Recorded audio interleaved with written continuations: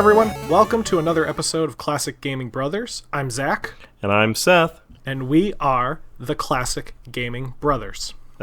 We are. That's right. I guess you do have to say that's right after something. I tend to say that's right. Yeah. I know you say right. that right, and I do say it's right. Welcome to our 10th or 11th episode. Who knows? Yeah, we'll find out what happens. We had some audio problems with an earlier recording, so we're going to go from there. Yeah, this may be your 10th episode, maybe your 11th episode. Who knows? We try to deliver a good quality, so if the audio quality of the last episode that we just did is not good enough for release, then this is what you'll get, which is sad. That's right. But we'll go back and touch the product. Anyway, welcome. So if you're new to the show, I hope that you will listen to some other episodes too. We're two brothers, and we're making a podcast, and we structure our podcast so that the first part we talk about what we've recently been playing. The second part is our middle segment. It's our longer form segment that will go on about the topic of the week. Then we will bring it all in at the end with a by-weight pass, where we'll look at look at games coming up in the future and decide whether or not we would recommend buying, waiting, or passing, based really just on the description and screenshots. Sometimes the games are new released, most times they're not released yet. So that's that. So Zach, what have you been recently been playing? So I've been recently playing through Sonic Mania again. I've beat it again. Again. I've beat it a couple of times now. So I've just been actually going through the Sonic Mania Plus mode, which is it was a DLC that was added to the game that revamps some of the levels, adds some new characters. You can play as Mighty the Armadillo or Ray the Squirrel. Who are characters from actually an old arcade Sonic game. So what about throwback? Knuckles the Echidna? You can play as Knuckles the Echidna. And Tails as well. Tails the Fox, and of course Sonic the Hedgehog. And plus takes all the levels that were in Sonic Mania and does a kind of revamp of them. It changes the level structure to kind of create a more of a difficult version of the game. Can you still play the original? So there's it adds a new menu item that just says there's like called Mania mode, and then there's Plus mode. Oh, okay.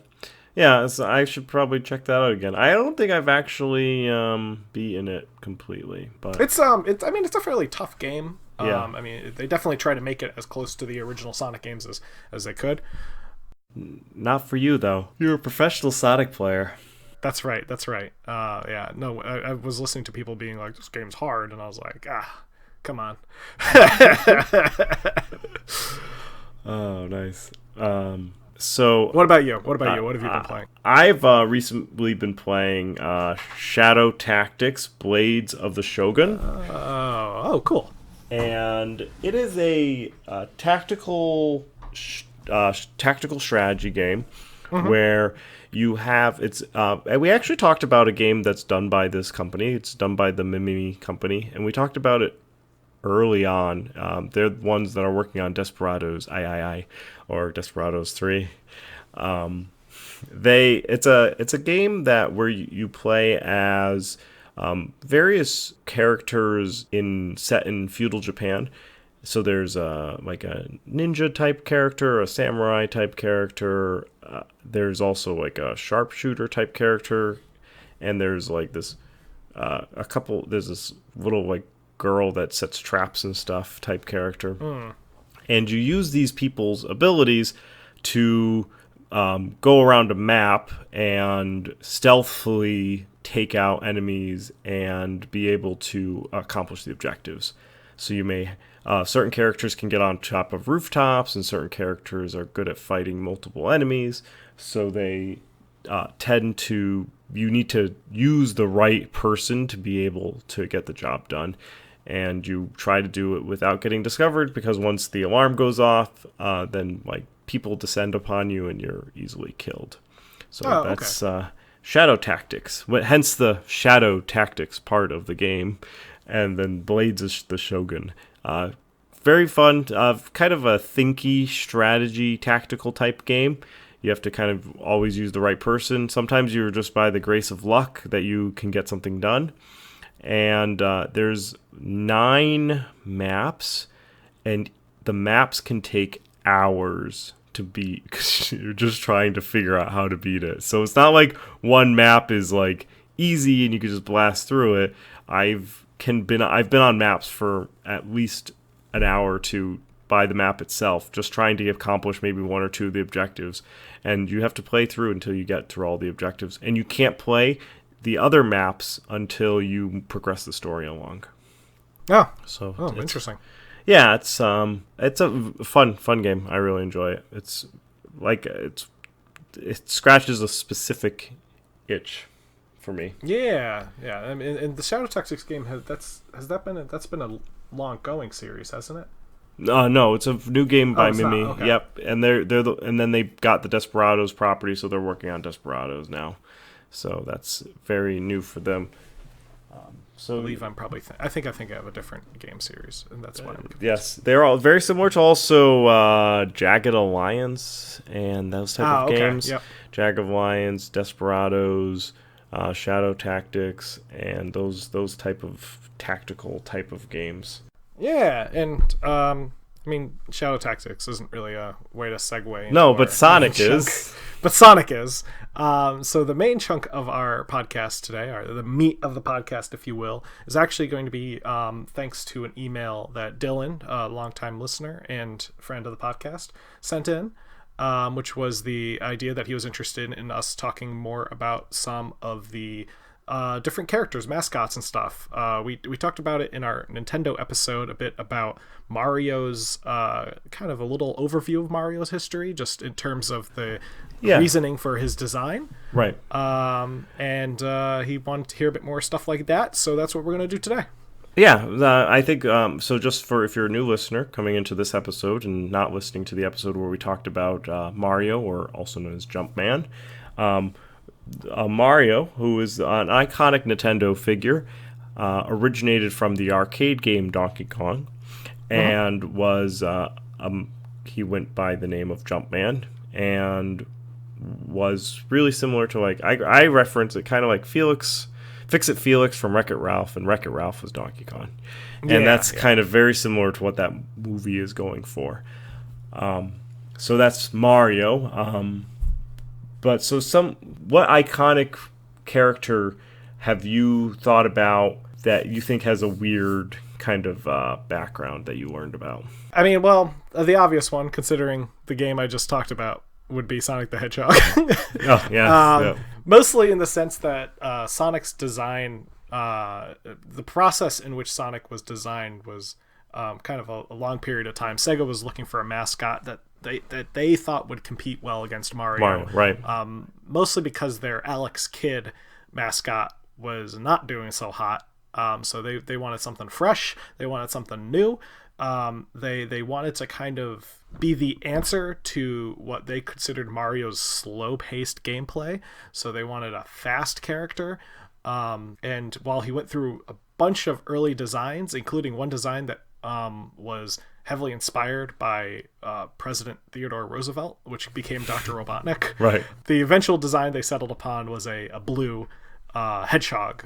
Blue because Sega's logo was blue. It was cobalt blue. He has red shoes, which were designed by or heavily inspired by Michael Jackson's boots that he would wear. The red shoe color was apparently inspired by Santa Claus. and the cover of Michael Jackson's album Bad. Yeah, the cover of Michael Jackson's 1987 album Bad, and his personality was based on then President Bill Clinton. What a can-do attitude. And when I think of Sonic the Hedgehog, I definitely think of former President Bill Clinton wearing Michael Jackson shoes. Wearing Michael Jackson's shoes and being just completely covered in blue paint. You could also, in the NBA Jam version, there was a secret code that you could play as Bill Clinton. That's right. Yeah, so Sega just really liked Bill Clinton. You could play as Bill Clinton and Al Gore. Yeah, Sega was just a big Bill Clinton fan. Just I'm just saying they incorporated it right in the game. You can play as Bill Clinton, and which, if you didn't know, NBA Jam basketball game, there was a secret code that you could put in to name your character, and you could play as Bill Clinton or Al Gore, or some other characters in the NBA Jam '95, I want to say. But yeah, that's one of my favorite little funny little tidbits of character design history. Another one is of course Pac-Man's. For those who don't know, there's a lot of stories about how Pac-Man was designed, and one of the more popular stories, though I don't think there's like 100% confirmation. Reportedly, the creator Toru Iwatani said that he based Pac-Man's design off of pizza, because he thought it would just be appealing for everyone. He apparently saw the shape that the pizza makes when you have a slice removed, and reportedly he was thinking about the word eat. He took a slice of pizza and he saw the rest of the pizza and he was like, that's it, that's Pac-Man. And a fun fact that a lot of people know is that Pac-Man's name actually comes from the sound. It's like an onomatopoeia sound in Japanese for opening and closing your mouth, and it's paku paku. And in Japan he's called Pac-Man because, paku paku paku paku, that's the sound of him collecting the dots. Right. And in America they're like, oh, let's call him Puck-Man, that'd be a fun name. And then Namco's like, wait a second, if someone scratches that P right in the center there, that's not appropriate. So they changed it to Pac-Man. Just out of fear that someone would vandalize the P and turn it into an F. So another little fun story. It's just yes. Well, I mean, what's wrong with Puck-Man? I think Puck-Man's a great name, but do not change that P to an F. Do not change that P to an F, because that would change the whole nature of Pac-Man's character. That would change. We strive for that would change. Our rating. we strive for politically correct language in regards to. We don't try to swear. Essentially, is what I'm saying. Is we don't like to swear because we like to be family friendly. That's the word. As family friendly as we can be. Family friendly as we can be. I think a fun thing is staying in the Nintendo vein and going over to Kirby. I think it was that Masahiro Sakurai. Masahiro Sakurai. Zach's here for pronunciations. Masahiro. Yes, yeah. So you could pronounce Japanese men's names, but you can't pronounce acclamation. Yeah, so acclamation.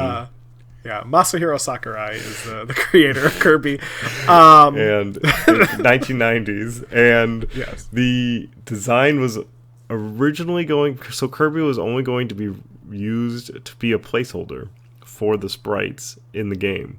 So they were like, we'll just make this pink blob a sprite, like a whole placeholder.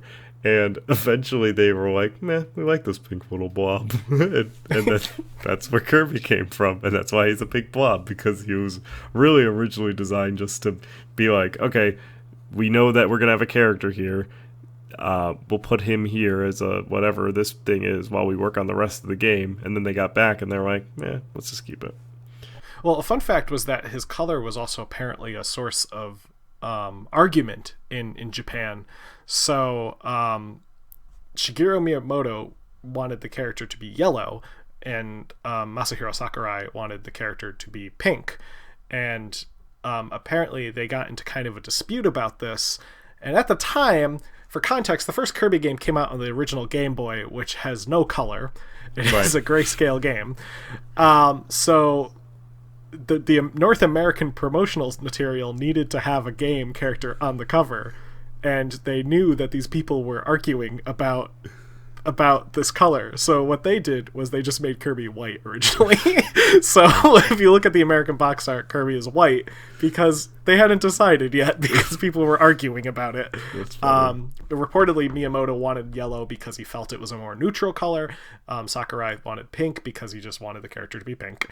So that is reportedly the reasoning behind his at least his appearance on the cover.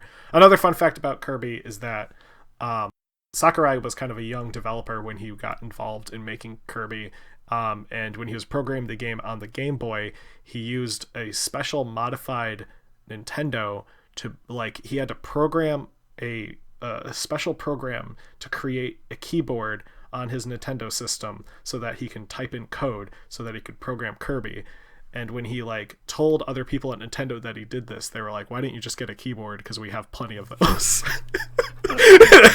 He was like, "Oh, I didn't think to ask." So there you go. Always ask. Yeah.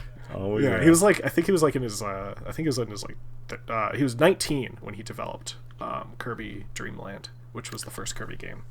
Young guy.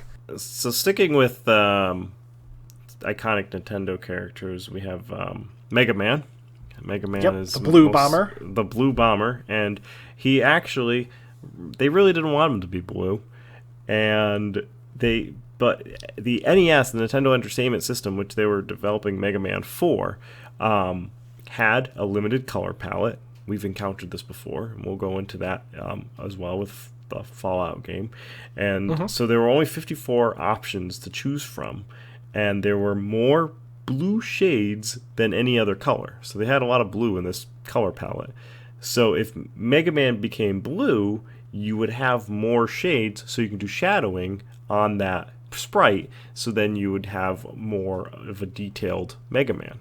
So you could have like a dark blue helmet, you could have some shadow, and you can use more of those blue shades to make a more detailed product. And that's where that's why Mega Man is blue, because he had to be.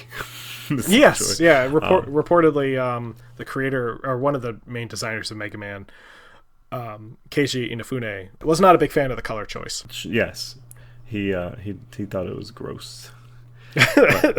His words. Yes. Which also we talked about in another episode about Fallout, and how the Fallout where the designer was told that, hey, we have a limited color palette, you need to pull colors out, and Leonard Borowski, I think I'm butchering his last name, but Leonard is his first name, decided that, well, we'll just make the outfits blue and yellow, and there wouldn't be blue and yellow in the Fallout games if they didn't make the outfits blue and yellow. And now Fallout outfits are blue and yellow. And it's kind of like I have Fallout blue and yellow stuff in my room. Like I have a bag that's blue and yellow because it's a Fallout bag.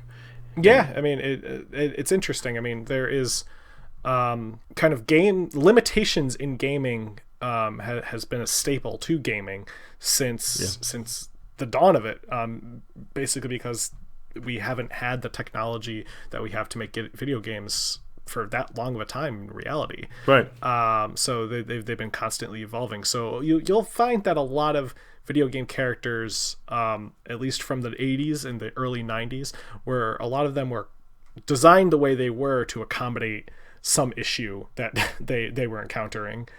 Like such, for example, Mario or Mega Man, or Samus Aran, the lead of Metroid, had some design elements that were chosen because of limitations of the hardware. Yes, I think it's interesting that they, the creators, as everyone knows, how do you say her name? I always Samus. Yeah, I've always pronounced it. I always think I want to say Samish or something. I want to put an H in there for some reason. Samus, who is the Metroid protagonist. In the 1986 game, the creators wanted to make a twist on games at that time, and they wanted to reveal that the character that they were controlling was, in fact, a woman. And they did this design change midway, and they did it mostly because they really liked Alien. Alien was very popular, and Sigourney Weaver as Ridley was the star, and so that was very popular. They wanted to they loved it, so they wanted to tie back into that, have a strong female protagonist. I thought the reveal would be a reward, and at the end, when you reveal Samus, she is in a bikini, which is the result of the technical limitation. Yeah, so they found that was the best way to design the character with the limitations they had. So the sprite couldn't be too detailed, so a beachwear attire was the quickest, easiest way to show that she was a woman. Yeah, here she is in a bikini, and that is something that you're when looking at video games, when looking at kind of the history of games and why games have certain things about them. That's the limitations is always something that plays into it.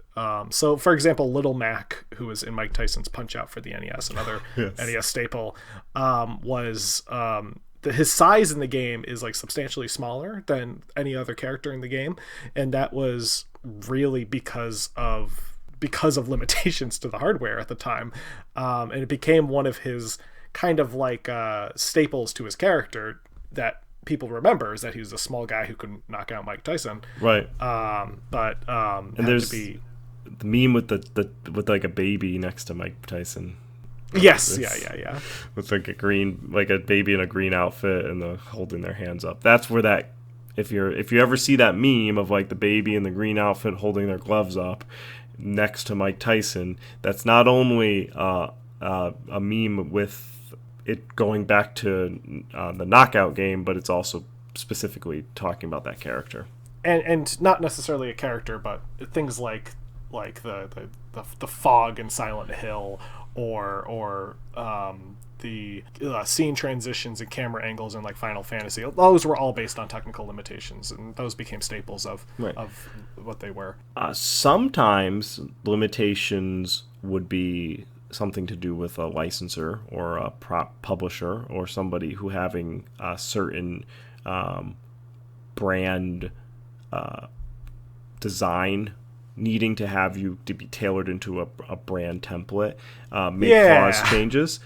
So specifically in the Kingdom Hearts games, the character Sora uses a giant keyblade, and it's the weapon that needs to be used throughout the entire adventures in the Kingdom Hearts games, and it wasn't intended to be a key originally. The creator, Tetsuya Nomura, yes, wanted. Yeah, that sounds right. Tetsuya wanted the character to actually have like a chainsaw or sword, but the franchise was working with Disney, and Disney wanted to use Disney's most famous cartoons such as Mickey and Donald, and Mickey and Donald can't be near a giant chainsaw. Like, that's just not something you can have. Despite the fact in the classic cartoons, I'm fairly certain they were near things like chainsaws, but, right? But overly excessive nature of chainsaws, and so then they decided to make the Keyblade, as it was. You still need a weapon for gameplay, so the Keyblade was allowed to get past the Disney censor, as it were, and that's why Sora has a Keyblade in the Kingdom Hearts. If you ever wondered why there's a Keyblade. Yeah, and not all characters are designed with limitations and stuff like that in mind. I mean, for example, some characters were designed pretty much off the bat to be what they became. For example, Crash from Crash Bandicoot started out as originally a wombat named Willy the Wombat, and then became a Bandicoot, another Australian animal. And from the start, they wanted a character who they thought would be a good answer to Sonic. Right. An animal that was not like a mouse or a cat or something. Some animal that was kind of bizarre, like a hedgehog, or some animal that was kind of similar to like Taz from Warner Brothers. So that looking at the earliest designs of Crash Bandicoot, he looks pretty much identical to how he looks now.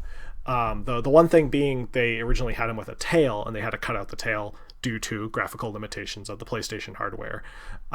There just wasn't enough polygons that they could use for Crash to have a tail, so they had to cut out the tail. And that's probably what turned him into the way he looks now. And he's orange because he needed to stick out from the level. Yes, yeah, so exactly. Which was a thing with Spyro. Yeah.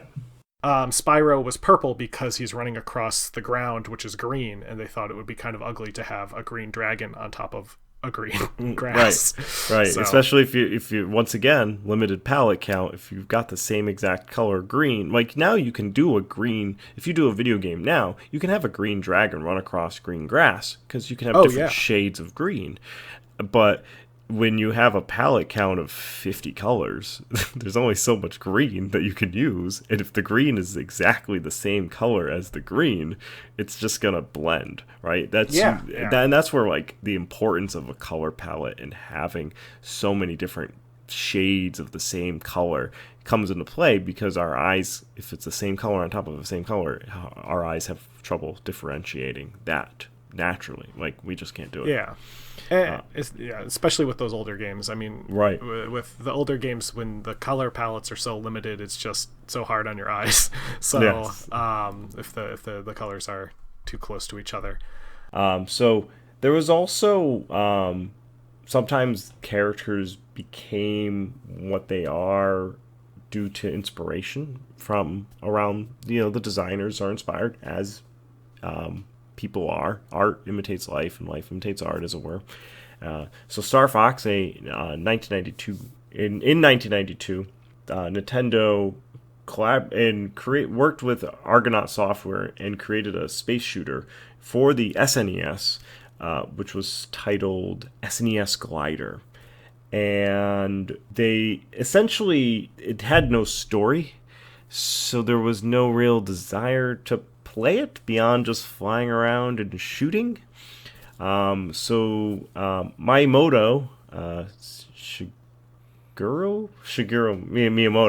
Miyamoto, he sketched out a universe and wanted a hero to be portrayed in this universe, and wanted something like Star Wolf, Star Sheep, Star Sparrow, Star Hawk, and spent time visiting fox shrines in Japan, and was inspired by these fox shrines to make the character Star Fox.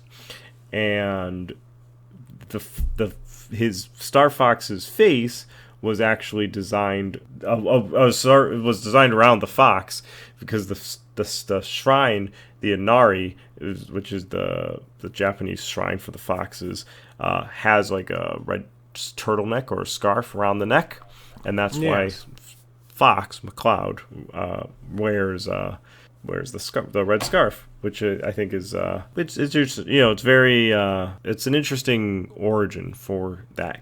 And it's funny because they do still have Star Wolf in the game as well. Star Wolf is the villain in Star Fox. We can also talk about how apparently during the localization of Donkey Kong for the American audience, Nintendo of America's warehouse landlord was Mario Segal, and confronted the then president, Minoru Arakawa, demanding back rent for the warehouse. And the heated argument in which the Nintendo employees eventually convinced Segal that he would eventually get paid is the reason why Mario is named Mario, because of an angry landlord. Which, I could see it. I can see Mario being an angry landlord. Yes. He's had plenty of jobs. And sometimes designs get completely left on the cutting room floor. So, for example, I mentioned earlier that with Sonic, he went through a number of designs. There was a design for a rabbit character that never saw the light of day. There was this original plan for Sonic. He was going to be in a band, and he was going to play the guitar. Or no, he's going to be the lead singer in a band of other animal characters. And there's some concept art of that, and they've actually. So obviously they use Sonic, but then there's a crocodile an alligator character. He's a crocodile that they later went on to use for like the later 3D games. He became a guy named Vector. And then there's another character who they later reused, but there's a couple that they completely cut out. Also in Pokemon, as some people who are fans of Pokemon know, that a demo was recently leaked from the development of Pokemon Gold and Silver for the Game Boy. And it revealed like tons of designs for Pokemon that were just cut completely from the game. Some of them look pretty close to what the game, what the Pokemon ended up becoming, and others looked like they were just placeholders. I mean, they were pretty simple graphics, but kind of a neat little kind of way to see how the development of a game of that grandeur is created. Yeah, and you have some stuff about how Pikachu is a combination of two Japanese sounds. Pika, the sound of an electric spark, and Chew, the sound that a mouse makes. But it's still the name for Pikachu was very difficult because you need to appeal to the two audiences for Pokemon, the Japanese and the American. They wanted something that was, you know, good for both American audiences and good for both Japanese audiences, because they wanted to sell to those audiences, and they didn't want to alienate anyone. The biggest two demographics for the game, as it were, especially at that time. Yeah, and another thing about Pikachu that's interesting is he was designed initially to be essentially a gender-neutral character, because they didn't want Pokemon to be seen as either a boy or girl game, which a lot of games, even and to this day, a lot of games are kind of treated like this. But a lot of games back in that time period were kind of being sorted as either, oh, this game's for girls, oh, this game's for boys. And if you look at games like Sonic, I mean, he primarily has a kind of masculine attitude about him, right, that might more appeal to young boys. But with Pikachu, they wanted him to be kind of a gender neutral character, so that he could appeal to both boys and girls, and there would be no issue with that. Because if you appeal only to a boy or a girl in regards to marketing, having that appeal will allow you to not leave an audience on the table. Yeah, and that's the last thing that, especially a game company which is focused on sales, would want to do, is alienate an audience. Right, and that crops up everywhere in almost every industry, where a company does something just that would be kind of not necessary, would be out of their norm, to be able to appease to an audience that is not in their norm, in order to capture sales, because the almighty dollar drives everything. Yes, in this world. Another fun little detail about Pikachu is, despite his name coming from a sound that a mouse makes, and beside the fact that he is called the Electric Mouse, and he is a mouse type, he is actually designed on a squirrel. His cheeks, especially, and his tail He comes from a does, squirrel design. He does look very squirrelish. Yeah. So that's a fun little detail about him. He's a mouse, looks like a mouse, sounds like a mouse, but he's based on a squirrel. He's a squirrel. Yeah, and I'm just trying to, if there's somebody that you wanted us to do a deep dive on, like if there's a iconic video game character that you are like, oh, I think I want to know more about these, let us know. Send us an email or something. If you like this type of topic, if you like us going into more history of brands, as it were, versus more of like the games themselves, this was kind of a deviation from our normal type of podcast, but I liked it. I liked being able to do the research on the different iconic brands, and I think it's a little change of pace, as it were. So let us know if you like it. Yeah, it really throws the kind of pulls the curtain back on so many iconic figures. Also, if you're interested in maybe a lore perspective of any of these characters, a lot of these characters, they had lore developed for the games, but even some games like Sonic and Mario and Star Fox and stuff, which don't have a very in-depth storyline from the game perspective, their characters have a long lore history that was developed for that character. It's funny. There's actually one example that is going back to Metroid. Samus. I can still see. I can't do it. Samus. For the original game, had a backstory, and that backstory was that when she was 3. Her home planet was attacked by space pirates, led by the series, the antagonist Ridley, which is funny because Ridley is also the same name as was in Alien. Really is the same name as the alien. Yep. The attack killed a great many people, including her parents, Samus's, and she was among the only survivors. So then she was taken in by the Chozos, who are a super intelligent bird-like alien species. And she was brought up by these weird bird people and given her iconic armor, which she wears, which is something that the bird people use into combat. Very interesting. So Samus was essentially Kryptoned off of her planet by space pirates and was raised by birds. Which is great because none of this appears in the game. Right. The game sets you right into the action from the first start, pressing the start button. You are on, I think, the planet Zebes. You are down in the caves and you are killing Metroids and other creatures. So it's just I love that some of these games, especially from this time period, have like this rich thick lore to them that no one will ever know. Sometimes it just goes right by. So if you are interested in lore of some of these characters, let us know and we'll gladly do the research. We'll do the research on the lore of them. So some of them you would have to read the manual of the games, and that's where a lot of this lore lived. Like I remember Warcraft, and I can't specifically remember a specific story, but there were like things about Medivh, who was in Warcraft, who's a warlock, and there's just things about like how these like kings in Medivh and how they rose and how they fell, all just in the manual.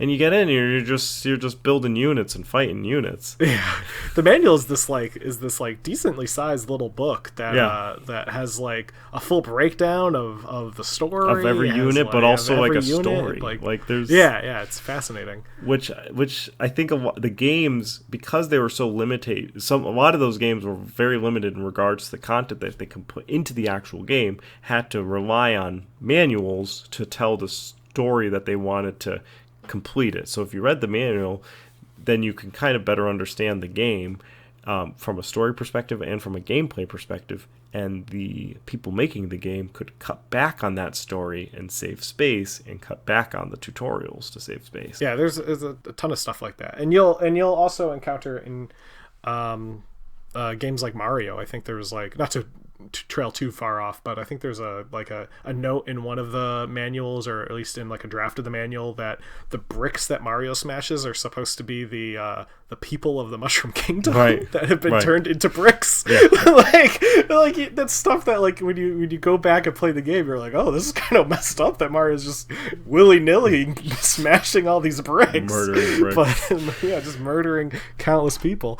But that's just the stuff. We'll maybe do a manual dive into the forgotten details that were in manuals back in the time. So we're gonna go into our Byway Pass segment, and Zach, do you want to let me know, let our audience know what you are looking forward to? Yeah, so the one game that I'm looking forward to is actually a sequel to a classic game. Kind of a classic game. Well, yeah, no, a classic game. And that is Windjammers 2. So it's a sequel to the game Windjammers, which was released by Data East on the Neo Geo back in 1994, and it was ported over to modern systems as of like just a few years ago. Like I think it came over on the PS4 like in October of 2018, or no, it came out on the PS4 in August 2017. But so there's a sequel in development. It is being done by .emu, which they're a developer who kind of works on bringing back some of these old Neo Geo games, such as Metal Slug and R-Type. I think was a bunch of different classic games. They've done all the ports of the classic Final Fantasy games and such. But in any case, Windjammers is, for those who don't know, it's a top-down perspective sports game of sorts. It's kind of like a combination of like tennis or like Pong or like air hockey maybe. So you play as these different people from different countries, and you're throwing frisbees. And the point of the game is to get into a goal on your opponent's side of their playing field. But in Windjammers, being a video game, they can do whatever it wants. There's different like abilities to each character. So each character has like a power move where they can throw the disc in like a weird like arc or something like that. And then if you catch the power move at the right time on the opposite side, you can send it back with double the force. And the game plays to 30 points, but it's a very, very, very quick game because you either get 5 or 3 points based on your scores. But it is a fast game, is a fun game. I highly recommend it. And you can pick up the first one on PS4 or the Switch, or I believe you can pick it up on a couple other different places. But the sequel is coming out in 2020, and it's definitely going to be a buy from me.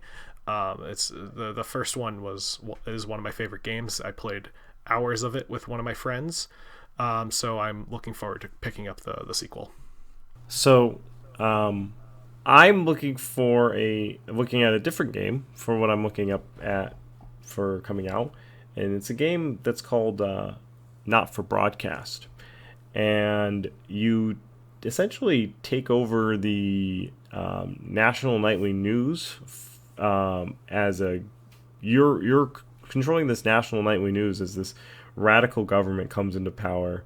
And it's a propaganda sim, and you're supposed to control what people see and hear, and if you want to bleep out like swear words and stuff like that, it's your job. You have to choose the angles and put the ads in, and oh, that's very cool. And it takes place in the 1980s, and it's all FMV. It's essentially like a 3D panel, for like a control panel with television screens that are all FMV and have real people acting out different things. And the game's been in development for about 2 years, and FMV is just full motion video, so it's actual like television stuff. And the game, it's been in development for about 2 years, and they're actually they have a free prologue that you can try it out, so see if it's up your alley, which I'm actually going to do. And then it's going to come into early access on January 30th, and they'll be releasing a couple of the chapters, 3 chapters, and then they're going to work on developing 6 other chapters, or 9 other, or it's a total of 10 chapters, 3 plus 7 other chapters. So I'm actually going to try out the prologue soon, and then I'll talk about it on the podcast when we talk about Recently Played. And so I'm going to put on a wait, though, for purchasing it. I'm definitely going to try out the free stuff, but I'll wait on it to purchase it, see how much I like it, and then I'll let everybody know. Yeah, it gives me kind of vibes of Night Trap for the Sega Night CD, Trap, yep. Which is kind of a similar. You're not like broadcasting anything, but you're watching like security camera footage and you're cutting between them. So that it kind of gives me that little vibes. Also, having formerly worked at a small television station, I'm definitely interested in this. The board looks kind of like the one I was working with. Just that yours. Perfect. So if you have a connection to the video world, then maybe Not for Broadcast will be fun for you. So with that, there's a couple of ways to contact, support us, and listen to us. You can contact us through our email, classicgamingbrothers@gmail.com. You can also go to our website and fill out a form. It'll go right into our email box. Our website is classicgamingbrothers.com. We try to keep things simple. You can support us by following, listening, liking our bells, ringing all the bells, liking everything. We're on Facebook, Instagram, Twitter. Our Facebook and Instagram are Classic Gaming Brothers, and our Twitter is CG Brothers Pod, all one word. And we're also on YouTube. You can subscribe there. We're right now uploading just the audio podcast to YouTube, but we'll also be doing some additional content down the road. And then we're also going to have a merch shop eventually because people wanted a merch shop, so we're going to make a merch shop. So there'll be a merch shop available soon. And finally, you can listen to us on any streaming service that you can think of. Let us know if we're not on it, and we'll get onto it. So there you go. And as always, don't play games like my brother. And don't play games like my brother. I've been Zach. And I've been Seth. And we have been the Classic Gaming Brothers. That's right, I guess. That is correct. That is correct. I actually, when you said no, when you said I'm Zach, I really thought you were going to say I'm Seth. But then I might do that someday. Just I realized that I'm Seth, and that's why. So I was like, wait, why am I thinking of that? Anyway, just roll the music in. Roll the music. Don't mess up this one.